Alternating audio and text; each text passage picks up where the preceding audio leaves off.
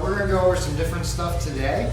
The first part we'll teach another flow.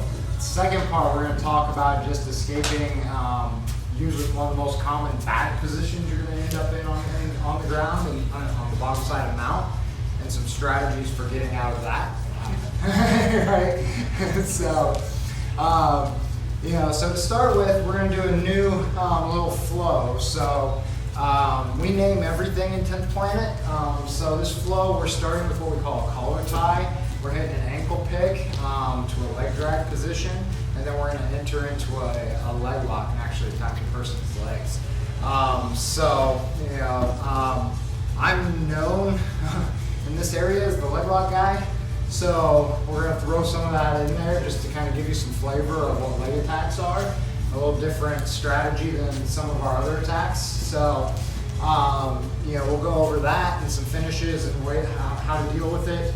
And then the second part, like I said, we'll get into these mount escapes and how to chain stuff together. So if you're ever in that position, you can get yourself out safely, right? Cool. So, Bakari. So the first flow, we're starting with what we call a collar tie. That just means I'm grabbing right behind his head and I'm curling down, trying to put my elbow right on his chest, right? So I want to break his posture just a little bit. Inevitably, when I grab his head, he's going to grab my head. So we end up in here, and we're playing this game. So this hand doesn't really matter. Usually I just kind of stick it on the arm just to make him think I'm doing something here. But what I really want to do is I want to break his posture more. And I'm going to do that simply by dropping, to my knee. Now that I'm here, you can see how his weight's forward, right? So the moment I kind of push into him, it's going to be easy to push him back.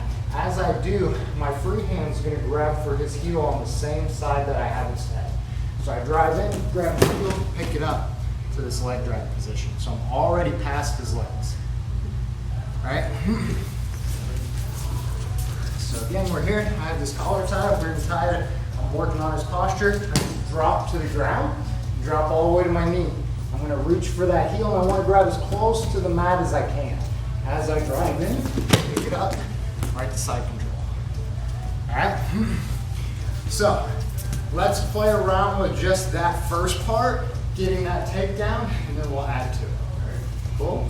All right, let's hit it. 3, 2, 1.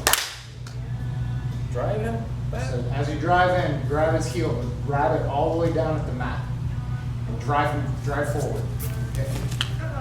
Walk back. The knee here, right? Yep. So there's a grappler in New York named Nicky Ryan, and he does this all the time, so we call it the Nicky Ryan. But we're starting the same. So I've got this collar tie, he gets the collar tie, I drop, and this is, I don't have to be able to reach it right away, right? So as I'm driving, I kick this, and I come up, right? And I'm here. I'm gonna step right in here where my knee's right behind his knee. From here, I'm gonna pinch my knees and I'm gonna sit. As I do, my right hand's gonna slide under his knee. And I sit here and my elbow is pinching here. Right? This is what we call the Nicky Ryan. From here, just pummel my foot to the center, and this is what we call 411. His both legs are underneath his leg. So, yeah, both feet are in here. Once I get here, I'll fix my posture and I'll have my feet on the mat. But I'm coming to the center where both feet are inside, knees are pinched together, knees are to the ceiling, and I still have this grip here. All right, let's do it again. That's a lot. Yep. Probably break it down steps. Right, so I drop, pick, pinch, grab, sit, pummel. I think I can do it. Okay, let's Maybe play not it. like 3, 2, 1. I'm still on stage. Let's go. Good. This is my leg now. Don't break my leg. Not yet. We're into that Wait, later. what? My legs. You gotta do this with dry spaghetti in your mouth and then you sit down. All right. Okay, you're fine. Yeah. Remember, right leg in front. Try it as you sit. You want this hand You right just behind need to drop and bring the other one to the side. So that the elbow here and the elbow there. Yeah. The ankle I want isn't the ankle that's forward, right? You know, so I'll get this, you know, and if he's in a good like grappling stance, he's got that foot back, like it's further away from me, it's gonna be harder to pick. So the way I get him to bring that to me is I just circle, and then I drop. All right? So once I'm here, I get that pinch again, and my hand goes right in there. I sit, this throws in, and we're here. From here, we're gonna hit the finish. So this hand stays here, keeps pulling this out. What that does is it helps expose his heel. My knees are pinched together as well, because he wants to hide his heel. So he's gonna start turning it. Yeah, I'm trying to keep it in tight so I can't dig that heel out. So I'm gonna push this way to expose the heel. I elbow the big toe, and I come underneath and get this bite where my wrist is right next to his heel. So we're here. Right? So from here, I'm gonna pick my elbow up and put my shoulder where my elbow is, and my hips come off the mat. So I'm like this, right? From here, I just connect my hands, come in tight, and then I push in with my hips. Looks like it hurt. Oh, it will. It does. So, Don't stop that once the game breaks. Alright, we said don't break my leg, don't break my foot. I mean, so we're here. If he's in that grappling stance and that foot's back there and I want it, I'm just gonna make that circle, drop, pick, come in, hit the Nicky Ryan to here, elbow here, underneath. I'm on my shoulder, my hips are elevated, I connect, and I hip in. All right, let's play it. 3, 2, 1. I just realized I was. Now go, right kick. Ooh, you gotta punch me in the head. So, Elbow, big toe. I don't think this is our supposed to have to. So, first, so we're here.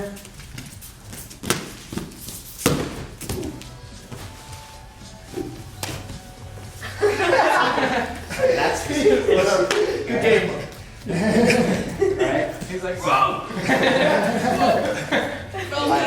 Like that's normal speed, right? Kill your hand. So, No. you know, and this is where, like, if you look up jiu-jitsu matches on YouTube, like in some of the newer stuff, like you're gonna see some of these like 15-second, 30-second, you know, kills, you know, at the black belt level, you know, of these leg locks, and it just happens that fast. You know, so it's pretty cool. You know, but that gives you an idea of, like, as you're working and trying to get this smooth, like once you start understanding, there's a lot of little intricate parts that have to come together. But once you figure out how to make that all gel, it's just one pathway right to the kill, right? So let's go over the finish of that for them. All right. So when I land and I'm here and I'm pinching here, right? So the biggest thing the whole time is I want to keep my knees to the ceiling, right? If I can, I want this thigh right behind his knee, you know, with my hand in there as well, so we're wedged in here. What's gonna happen is he's gonna fight my arms, you know, while I'm trying to get these grips. So like when I grab here, I want to make sure my elbow's not like that because it's a nice handle for him, right? So when I get this bite, I tuck it in down to my hip. So now it makes it hard for him to dig in there and get a hold of it. You know, there's no space for him to get in there and start digging that arm out. He gets in there and gets a hold of that arm, it's real hard for me to finish because I can't get to my shoulder, can't bridge my hips, right? You know, so I'm here. The next thing he wants to do is he wants to push my knee past his knee. So if his knee line escapes, then he's out, right?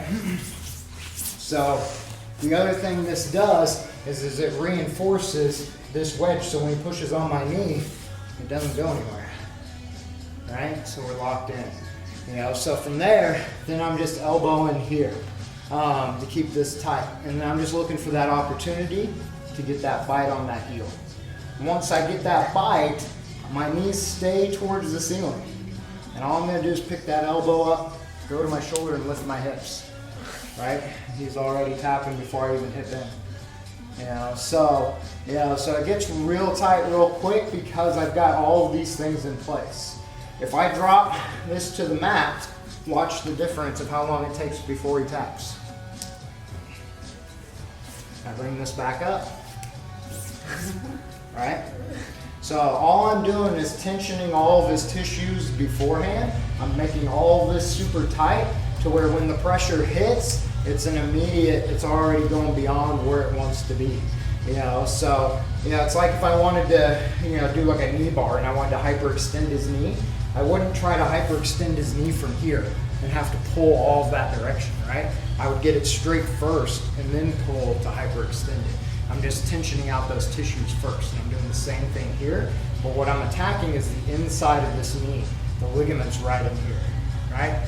You know, so I'm trying to put torsion on all of that to make it really tight, so as soon as I hip in even just a little bit, it's already there. And you notice, like, I'm only giving like 10% hip before he taps. That means, you know, if it was a situation where I really needed to hurt this person, like I still have 90% to break his leg, right?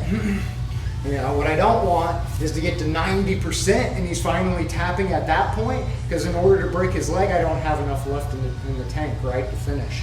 You know, so I want him to be, you know, tapping, he knows it's uncomfortable at 10% effort, so I have the other 90% to create the break if I need it. Make sense? Cool. All right, so the other takedown we're going to do, we call this the reverse Kimura takedown. So it's off of this collar tie as well, and this one's kind of fun. But so we come in here, and you know when I grab it, his head, he's going to grab my head. When he does, I'm just going to switch, and I'm going to grab his head this way. So now that I'm here, I kind of turn away just a little bit to do the same thing. I put a little bit of tension on his arm. Right here, I know he's loose, he can move. Right here, I feel that there's a lot of tension at this point. From here, all I'm going to do is shrug my shoulder to pop this off and catch his wrist. Okay? This arm slides underneath. I grab my own wrist and I shove this right into it. From here, I'm going to turn and sit to the mat, and I'm going to roll him over me. So I turn, sit, pull. Okay? Over here, I switch it up, pop it off, come under, grab my own wrist, turn, sit.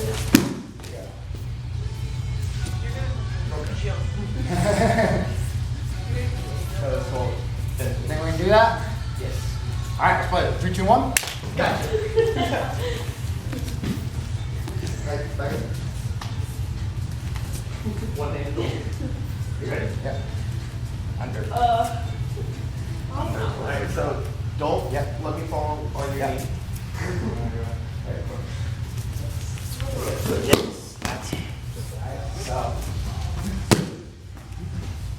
So if you end up here, right, this can be a bad day, right? Because he can rain down strikes and everything. He's past my legs and all of this, right?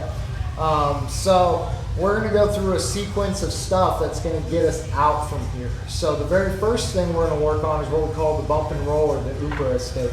So from here, when he's postured up, that's when he can punch me, right? So what I want to do is I want to knock him forward to get his hands on the floor, right? So I'm going to bridge off my left, knee in the back, get his arms to the floor, right? As soon as they hit, I'm going to get an overhook. My overhook has to be a strong overhook. I got to bring my hand through my elbow all the way to my rib cage, right? If I have a weak overhook, when I go to roll him, he's just going to post. So I got to bring this in. I actually aim for his elbow with my wrist so that when I tuck it in, it pulls his elbow inside. From there, my foot on the same side, the arm I'm trapped is going to block his ankle so he can't slide his knee out when I go to roll him. So now I'm going to roll him to that side because he can't post to that side. So the very first thing I want to try to do is elevate his hips. The higher his hips go, the more off balance he is, the easier it is to push him over. Right here, if I try to bridge him, he can be, pretty tough. He can lean all his weight to his left, make it real difficult for me to get him over, right? But the moment I raise his hips and get him up high in the air, now it's easy to roll. It's like a little different. They didn't go over the technique like he does. It's like you just shoot your hips up, grab, then that's trap like- leg, trap arm, turn over. It's like Exactly right. like this. It's like level 10, you know? Yeah, right? So he's here. I want to bump him, get his hands to the mat. I can go either side, but I want to get this elbow. I want to shoot this through, and I want to collapse that arm.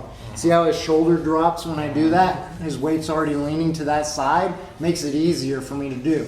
If his weight is straight up, now it's harder for me to get him to that side because he can lean against it. But the moment I break that shoulder down, he has no choice. All his weight is leaning this way, right? So I block this foot so we can't slide the knee out. Now I'm gonna lift my hips to get him up high, and then I push him over. All right? Cool. Let's play the 3, 2, 1. Yeah. Okay. You okay? Oops, sorry. You okay? Yelling. Stay down.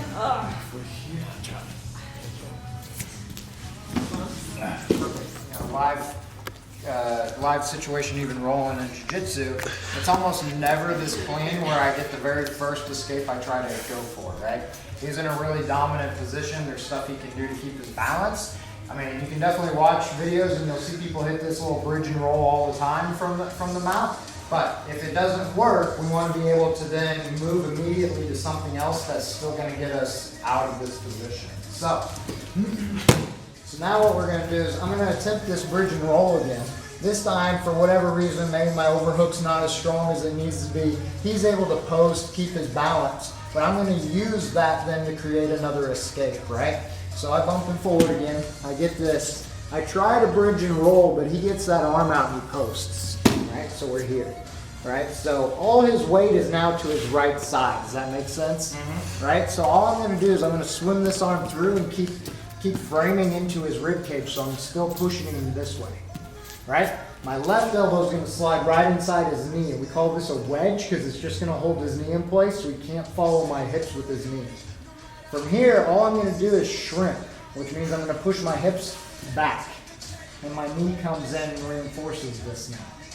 Now that I'm here, I can push away and bring my foot right to his hip. Position we call ashi or single leg X, right? So we're here. I'm out of danger now. He's now in danger. I was like, I see this before. I don't know where. So, let's do that again. What do I do with that? It's so cool. Like, right here. So I bump him. It's like, I get this. I try to hit this bridge and roll. He posts. So I swim under. I keep framing. My elbow comes inside. I shrimp and I get my knee in. Once my knee is in, I can bring my other foot right to his hip and I pinch my knees together. So we're right here. If I just want to get away, I just come under his leg. I push him away and I come up. All right. Once more.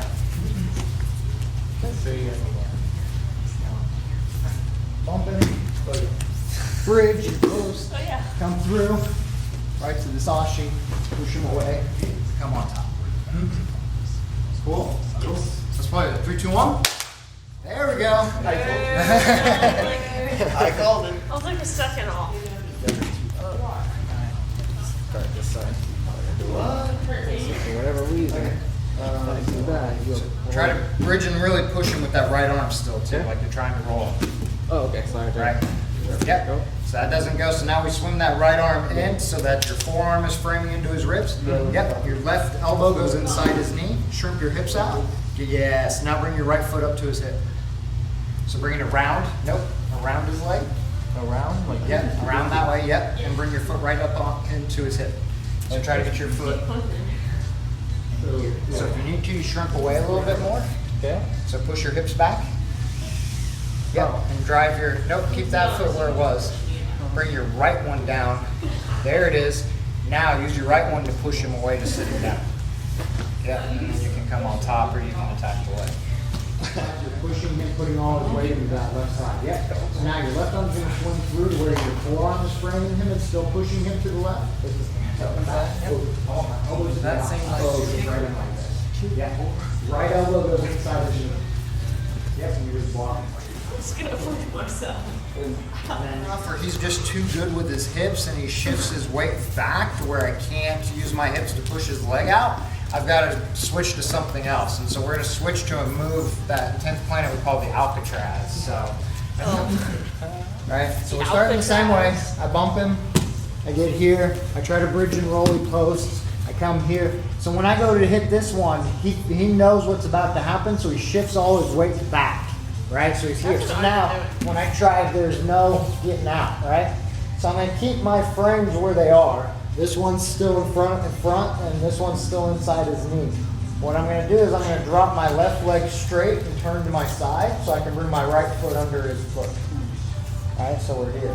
From here, I'm gonna lift with my foot and my elbow to get this off the ground so I can bring this leg out. It goes right under this hole, and I turn all the way to my far side, here. All right, this is a position we call the lockdown or half guard. From here, I can simply come back to guard, you know, or wherever I want to go from there, but I'm out of the mount, right? So we're here, I bump him, I try to hit the bridge and roll, I try to hit this, he shifts back, so I push this knee down so I can get my bike, right? Bring it back up.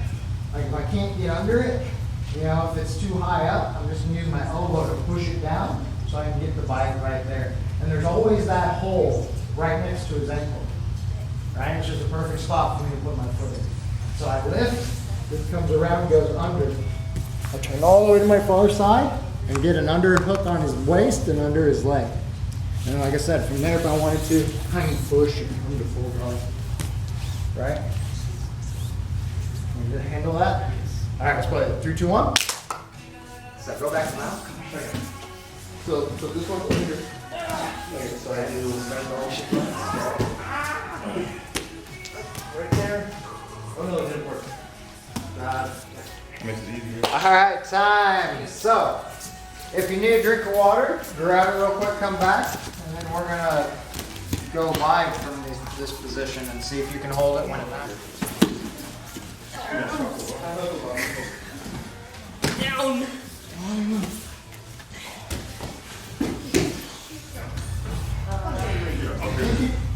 Okay, no, they do not. Okay, What are you gonna do?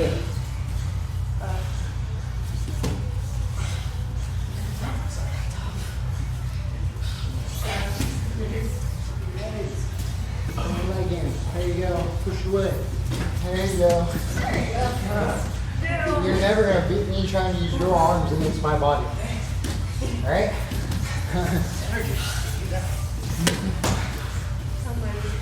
Go.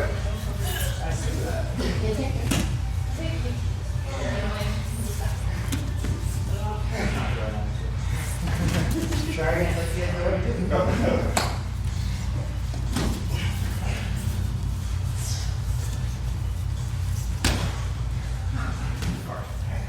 Ready?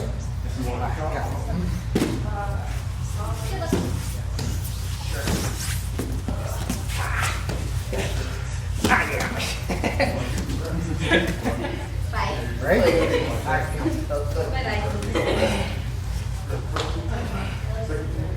Yeah.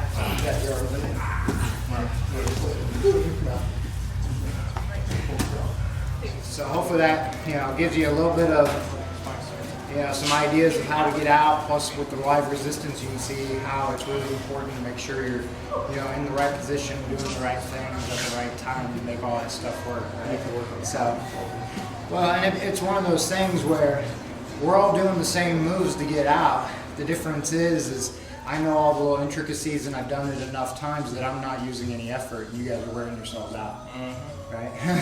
So, you know, so we get done and like, you know, like I'm sweaty, but I'm not out of breath. Like I don't, you know, I feel like I'm warmed up now. Like so. You know, Good warm up, guys.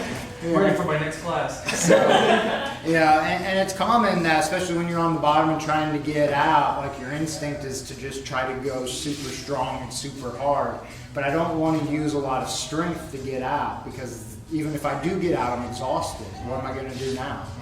I don't have any strength left to run away or to fight back or anything. Like I just used all of it just to get out of that position.